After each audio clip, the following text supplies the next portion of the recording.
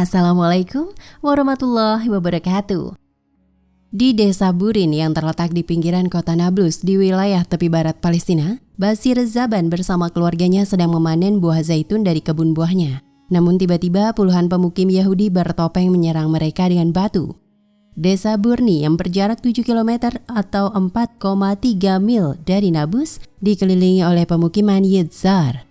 Kami tidak dapat melihat para pelaku karena mereka bersembunyi di balik pohon. Batu-batu itu menargetkan kepala kami. Mereka hampir membunuh kami, kata Basir yang 5 anggota keluarganya terluka dalam serangan itu.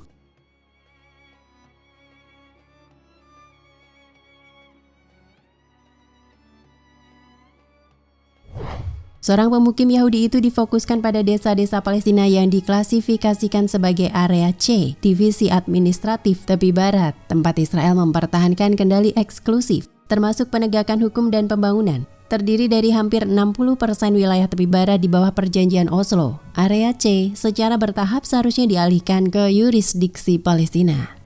Sejak Israel terus membangun pemukiman Yahudi di daerah ini, desa Burin, Orif, Madama, Jalut, Aserah Al-Kibliyah, Akroba dan Burko di selatan Nablus dan Salfit, dan beberapa desa di timur laut Ramallah menjadi sasaran langsung dari pemukim.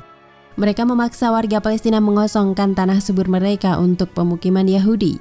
Menurut Palestinian Grassroots Anti-Apartheid, Koalisi Organisasi Non-Pemerintah Palestina 2020 adalah tahun terberat bagi para petani. Lebih dari 8.400 pohon zaitun tumbang atau dibakar.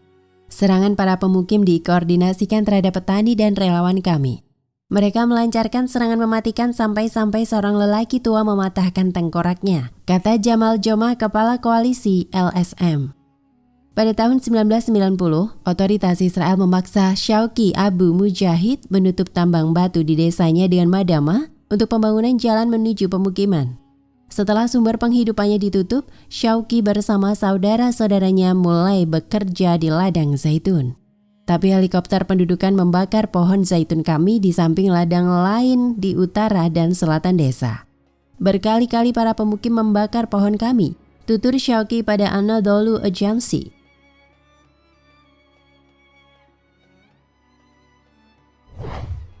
Penderitaan petani sangat berat.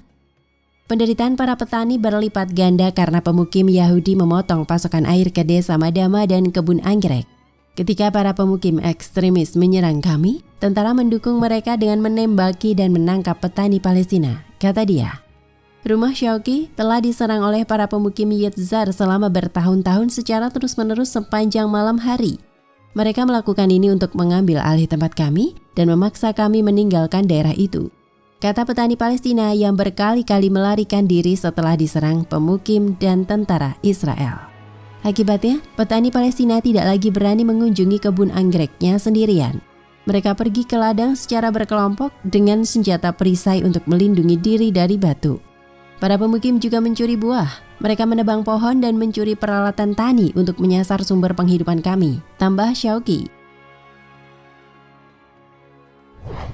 Menurut Nazef Khaida, Direktur Departemen Dokumentasi Kerusakan Pertanian Palestina, jumlah total pohon yang tumbang, dibakar atau diracuni secara kimiawi oleh para pemukim Israel sejak 2010 telah mencapai 101.988 dengan nilai kerugian 47 juta US dollar atau hampir 670 miliar rupiah. Pemimpin agama Yahudi ultra radikal seperti Nassim Moufel dan Shlomo Retztaken tercatat telah mengeluarkan dekrit yang mewajibkan pemukim mencabut pohon zaitun milik warga Palestina.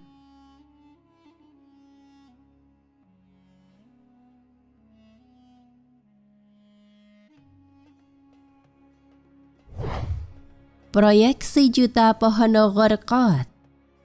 Dalam sebuah hadis riwayat Muslim, Nabi Muhammad SAW bersabda, "Tidak akan terjadi kiamat hingga kaum muslim memerangi kaum Yahudi, lalu membunuh mereka, sehingga seorang Yahudi bersembunyi di balik batu dan pohon.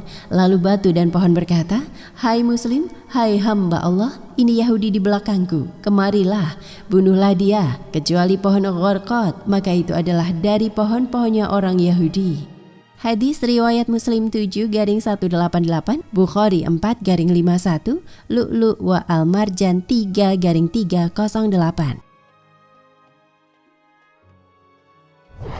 Mengutip laman Islam Post, Yahudi mengaku sangat yakin akan bisa mengalahkan seluruh umat manusia, wabil khusus umat Islam, dan menjadi pemimpin dunia. Namun di sisi lain, mereka juga berlomba-lomba menanami tanah Palestina yang mereka duduki secara tidak sah dengan pohon Gorkot, nama latin Nitraria retusa. Melihat ulah para Zionis Yahudi yang berlomba-lomba menanami tanah Palestina dengan pohon Gorkot, maka kenyataan ini menjelaskan kepada kita bahwa kaum Yahudi itu sesungguhnya memahami hakikat hari akhir, di mana mereka akan dikejar-kejar oleh umat Islam, dan hanya pohon Gorkot lah satu-satunya tempat yang bersedia dipakai guna tempat persembunyian kaum Yahudi. Tidak diketahui secara pasti kapan kaum Zionis Israel menanami tanah Palestina dengan pohon Gorkot. Hanya saja, melalui website Jewish International Fund, www.gnf.org, di bagian GNF Store, Trees for Israel Certificate, disebutkan bahwa di tanah Palestina telah ditanami sebanyak 220 juta batang pohon Gorkot. Uniknya, dengan serius dan profesional, kaum Zionis juga mengiklankan di dalam situs tersebut bahwa siapa saja bisa membeli pohon Gorkot secara online dan kemudian menyumbangkannya ke Israel untuk ditanami di tanah Palestina. Harga sebatang pohon tersebut sebesar $18 dan barang siapa yang membeli 3 batang seharga $36 akan mendapat 1 batang gratis. Bukan itu saja, pengepakannya pun pembeli bisa memilih dengan memakai plastik, dikenai tambahan biaya $10 per batang, atau dengan peti kayu $50 per batang. Dan untuk waktu pengirimannya, pembeli bisa memilih antara yang super cepat $30 per batang, dijamin sampai di tanah Palestina hanya dalam waktu 2 hari. Cepat $15 per batang dengan waktu 3 hari, dan reguler tidak disebutkan. Kenapa pohon Gorkot melindungi Yahudi? Jawabannya sudah langsung dijawab dalam hadis tentang pohon itu, yaitu pohon Gorkot itu pohonnya orang Yahudi, sehingga pohon itu akan melindungi mereka dari kejaran umat Islam.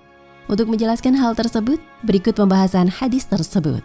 Dari Abu Hurairah radhiyallahu anhu bahwa Nabi SAW bersabda, tidak akan terjadi hari kiamat hingga kalian muslimin memerangi Yahudi. Kemudian batu berkata di belakang Yahudi, wahai muslim, inilah Yahudi di belakangku, bunuhlah. Hadis riwayat Bukhari dan Muslim dalam Sahih Jami' Az-Zaghir nomor 7414.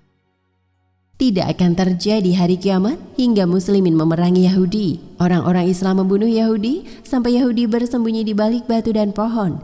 Namun batu atau pohon berkata, wahai muslim, wahai hamba Allah, inilah Yahudi di belakangku, kemarilah dan bunuhlah saja.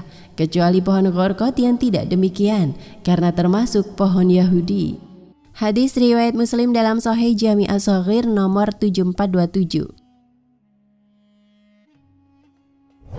Hadis di atas dari segi kekuatan sanadnya termasuk hadis sahih tanpa perbedaan pendapat, dan termasuk dari tanda-tanda kenabian Rasulullah SAW yang terkait dengan mukjizat kabar yang akan terjadi di masa yang akan datang. Ada hal yang kurang kita sadari selama ini, yaitu bahwa hadis ini baru terasa relevan di zaman sekarang ini saja. Sepanjang 14 abad lamanya, tiap ada orang yang baca hadis ini di zamannya, ada sedikit berkerut kening. Mengapa?